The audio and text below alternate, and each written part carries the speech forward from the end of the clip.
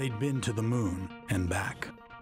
Now Neil Armstrong, Buzz Aldrin, and Michael Collins were suddenly American heroes. The ticker tape parade kind. You had scientists being heroic. You had certain cops and policemen and detectives being heroic. And you had cowboys and firefighters. And when you think about it, the astronauts combined all of these people into one person. They were doing this wildly dangerous stuff. It's hard to overestimate today how odd a notion this was. Actual humans returned from a surface other than the Earth. After their splashdown near Hawaii, the 3 astronauts spent 18 days under quarantine. That was to make sure they hadn't brought back any strange infections or diseases while on the moon. Then they emerged. They rode in parades in New York and Chicago, and they embarked upon a 38-day world tour that took them to almost 24 countries. President Richard Nixon awarded the 3 the Presidential Medal of Freedom, the highest civilian award in the United States. It all made space seem somehow more accessible. Well, I think that NASA did a sort of brilliant job making it seem like your dad could be an astronaut. There's sort of an atmosphere of that these were just regular suburban guys who'd served time in the military, served time working for command in Europe. And they all had this sort of background. They're very clean cut. They were never caught doing anything bad.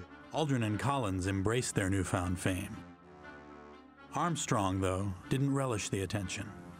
Interviews, those just weren't for him. He began to acquire a reputation as a recluse.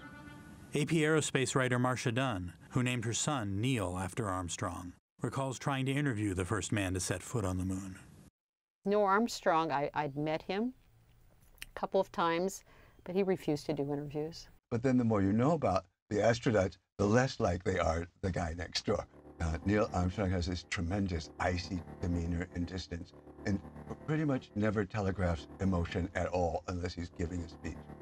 And you have Buzz Aldrin, who had so much knowledge and so much invested in the program, but it seems like going to the moon wasn't enough, that he always needed something more than that. And then Collins was the one sort of left behind to orbit overhead, and he loved his role, and he was great at it, and he's sort of one of the unsung heroes. Not everyone hailed the astronauts as heroes. Some found the moon landing an exorbitant expense or a byproduct of American arrogance. It wasn't cheap, for sure. The final cost of the Apollo program, as reported to Congress, reached $25.4 billion. A few days before the Apollo 11 launch in 1969, the novelist Kurt Vonnegut didn't hide his consternation. Writing in the New York Times, he said NASA should have spent its multi-billion-dollar budget on, quote, cleaning up our filthy colonies on Earth. Nonetheless, NASA moved ahead.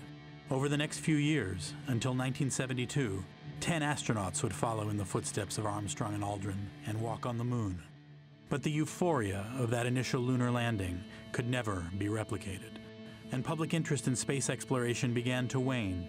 By 1972, the American musician Harry Nilsson was lamenting what had come to pass. "Now that I am a spaceman," he sang, "nobody cares about me."